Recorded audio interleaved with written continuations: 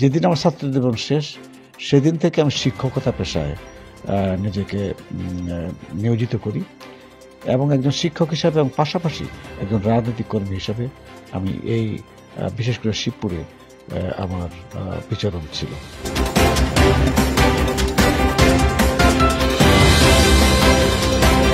স্বাগত জানাই 24-এর বিশেষ আয়োজন রাজনৈতিক মঞ্চ অনুষ্ঠানে। প্রিয় দর্শক, আজকে রাজনৈতিক মঞ্চ অনুষ্ঠানে কথা বলতে আমাদের সঙ্গে যুক্ত হয়েছে জনাব আবুল হারিস রিতাপ্তার, যিনি এই নরসিংদীতে কালামিয়া স্যার হিসেবে সুপরিচিত।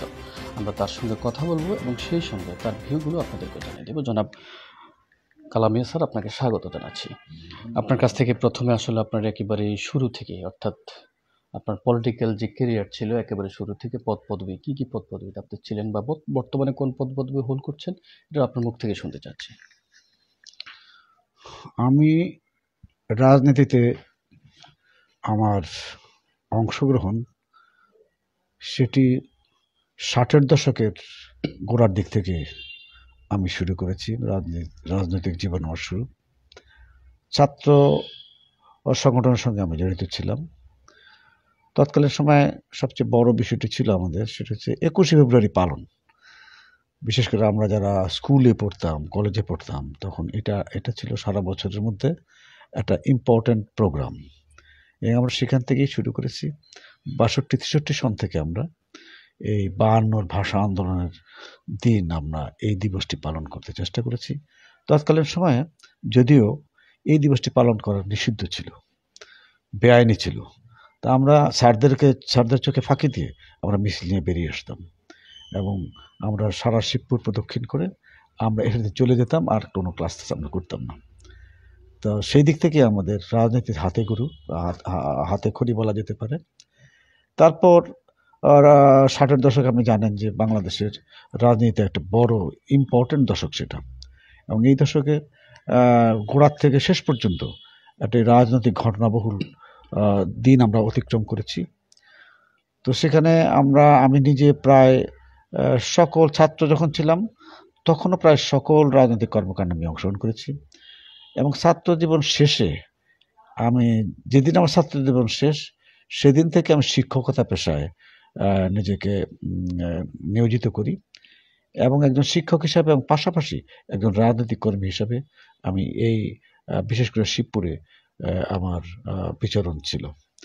এমন কোনো আন্দোলন সংগ্রাম ছিল না যেখানে আমরা সক্রিয়ভাবে অংশগ্রহণ করি নাই।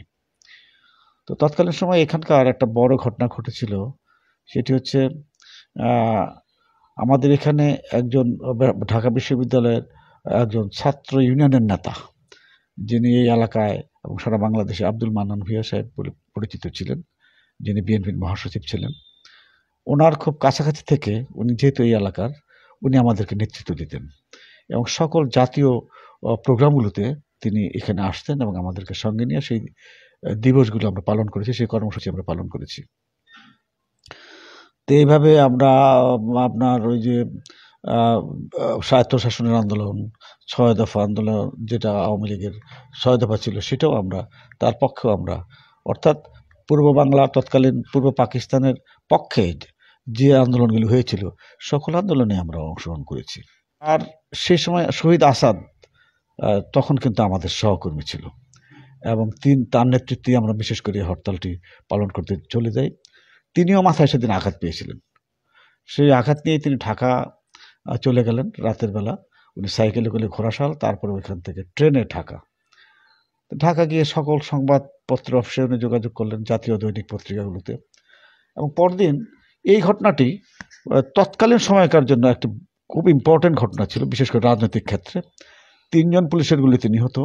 এই সংবাদটি সারা দেশে যখন প্রচারিত হলো তখন সারা দেশের মানুষ বিক্ষোভে ফেটে পড়ল এবং তার জানাজা কিংবা তার পরবর্তী কর্মসূচি ইত্যাদির প্রতি মানুষ হইলো এবং পরবর্তীকালে দেখা গেল মানুষ সব রাস্তায় বেরিয়ে এলো এবং 21, 22, 20 জানুয়ারি সে শাহাদাত বরণ করলো। 21, 22, 23, 24 4 দিন আপনার শোক ঘোষণা করা হলো এবং সেই শোকের দিনগুলোতে মানে আমরা বুঝতে পারছিলাম যে সারা দেশের মানুষ যেন রাস্তায় সব নেমে আসছে এবং এতে করে সেই 29শে ডিসেম্বরের যে হরতালকে কেন্দ্র করে এবং ওই শাহাদাত বরণের ঘটনাকে কেন্দ্র করে এবং আসাদের যে শাহাদাত বরণ মাত্র 21 দিনের মাথায় কিন্তু 20শে জানুয়ারি আসাদ ঢাকার রাজপথে 144 ধারা ভঙ্গ করার জন্য যে 11 দফার সমর্থনে যে মিছিল হচ্ছিল, সেই মিছিলে তাকে গুলি করা হয়েছিল এবং তিনি ওখানে শাহাদাত বরণ করেন।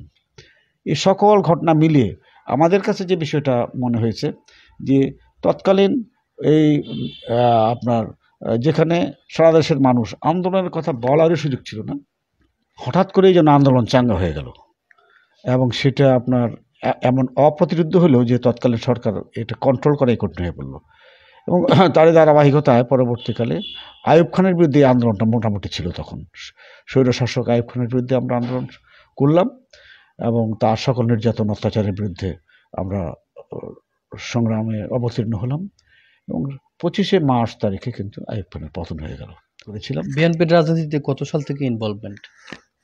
বিএনপির রাজনীতিতে আমরা প্র্যাকটিক্যালি বাম রাজনীতির সঙ্গে জড়িত ছিলাম, ভাসানী ন্যাপের সঙ্গে। তারপর ভাসানী ন্যাপ থেকে ইউপিপি বলে একটা রাজনৈতিক দলের হয়েছিল, যার কাজী জাফর আহমদ ছিলেন এর সভাপতি, আব্দুল মান্নান ভূঁইয়া সাহেব ছিলেন সেক্রেটারি। তখন আবার ওই কাজী জাফর আহমদ আবার এখান থেকে কাজী জাফরের সঙ্গে মান্নান ভূঁইয়ার হওয়ার পরে মান্নান ভূঁইয়ার সহ আমরা সকল কর্মী বাহিনী বিএনপিতে জয়েন করলাম এবং বিএনপিতে মান্নান ভূঁইয়া সাহেবের তৎকালীন সময়ে কৃষক দলের আহ্বায়ক হিসেবে উনি গেলেন, আমরা ওনার সঙ্গে বিএনপিতে জয়েন করলাম এবং তখন থেকেই আমি বোধহয় 1 বছর পর্যন্ত সভাপতি ছিলাম না। আমার একজন সভাপতি ছিলেন সালাউদ্দিন ভূঁইয়া সাহেব, ওনার সঙ্গে আমি সাধারণ সম্পাদকের দায়িত্ব পালন করেছি। তারপর থেকে আমি অদ্যাবধি কিছু গ্যাপ বাদ দিলে আমি সভাপতির দায়িত্ব পালন করছি শিবপুর উপজেলা বিএনপি। হ্যাঁ, এখন আমি সভাপতি আছি, ওর দায়িত্ব পালন করছি। জনাব আবুল হারিস রিকাদ্দ সাহেব, আপনার কাছ থেকে জানতে চাচ্ছি, সম্প্রতি দেখেছি বাংলাদেশের সাথে একটি নতুন অধ্যায় যুক্ত হয়েছে, সেটি হচ্ছে জুলাই রেভলিউশন। এই রেভলিউশনকে আপনি কিভাবে দেখছেন এবং আপনার দল বিএনপির বা আপনাদের এই রেভলিউশনের সাথে কোনো সম্পৃক্ততা আছে বলে আপনি মনে করছেন কিনা? আমি এই রেভলিউশনটা কোনো তাৎক্ষণিক বা হঠাৎ কোনো ঘটনা, এটা আমি বিশ্বাস করি না।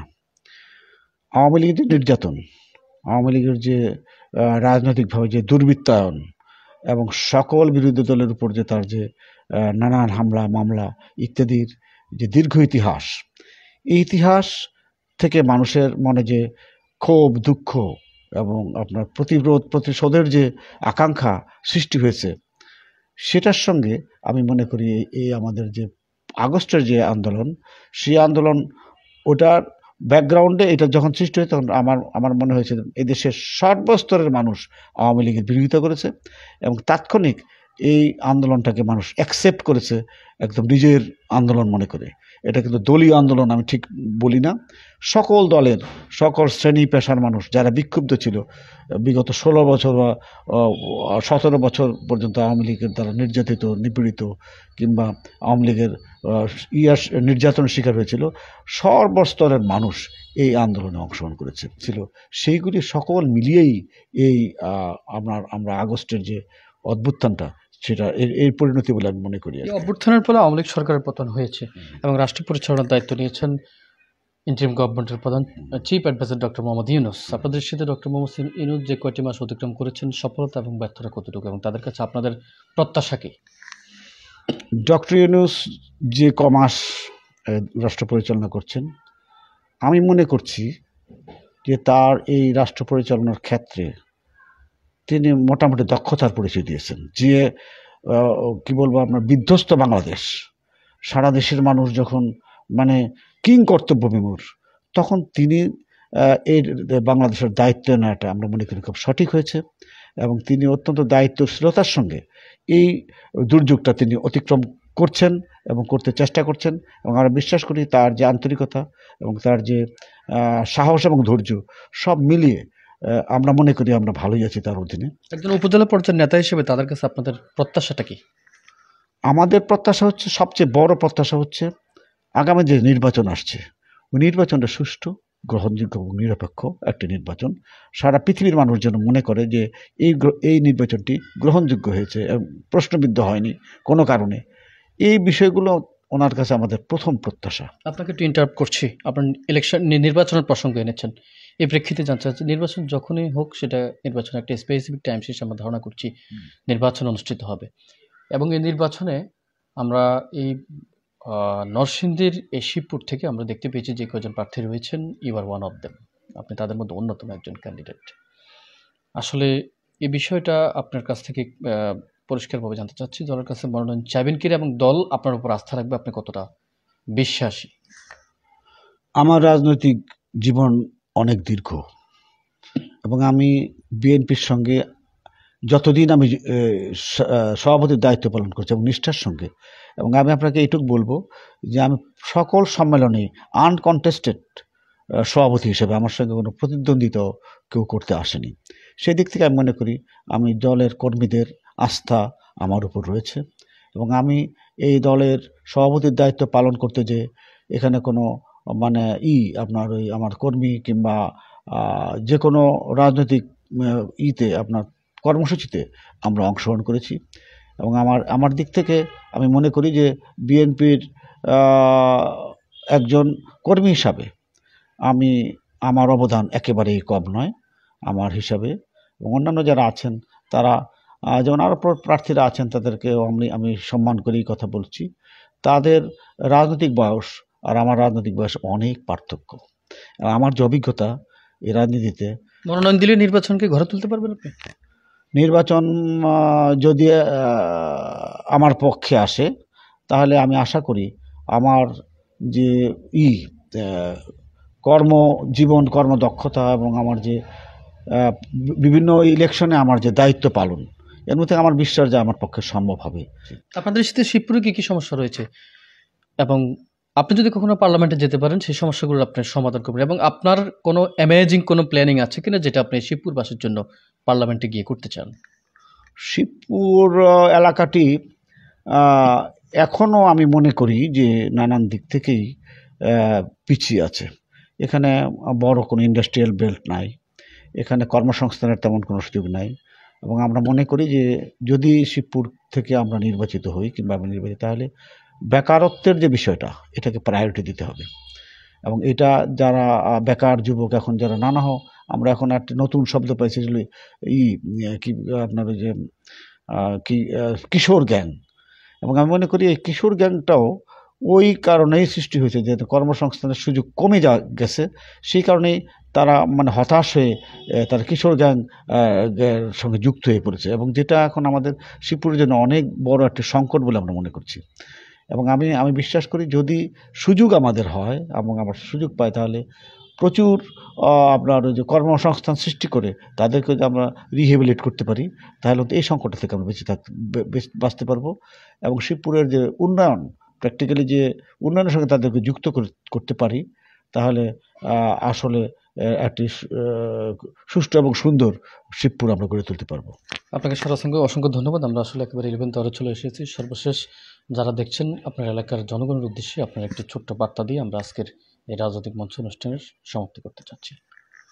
আমি আমার জনগণকে এই বার্তাটুকুই দিতে চাচ্ছি যে তারা দীর্ঘদিন নির্বাচনে যেতে পারেনি, নির্বাচনে অংশগ্রহণ করতে পারেনি এবং নির্বাচনে ভোট দিতে পারেনি। আমার থাকবে যে আগামী নির্বাচনে যদি সুষ্ঠু এবং সুন্দরভাবে নির্বাচন অনুষ্ঠিত হয় তাহলে যোগ্য প্রার্থীকে করে সিলেক্ট করে যোগ্য প্রার্থীর পক্ষে তারা কাজ করবে এবং তাদেরকে নির্বাচিত করে শিবপুরের সকল উন্নয়নে অংশীদারি হবে এই আশাবাদ ব্যক্ত করছি এবং আমি সবাইকে আগামী নির্বাচনে অংশগ্রহণ করার জন্য আমি তাদেরকে অনুরোধ জানাচ্ছি। ধন্যবাদ।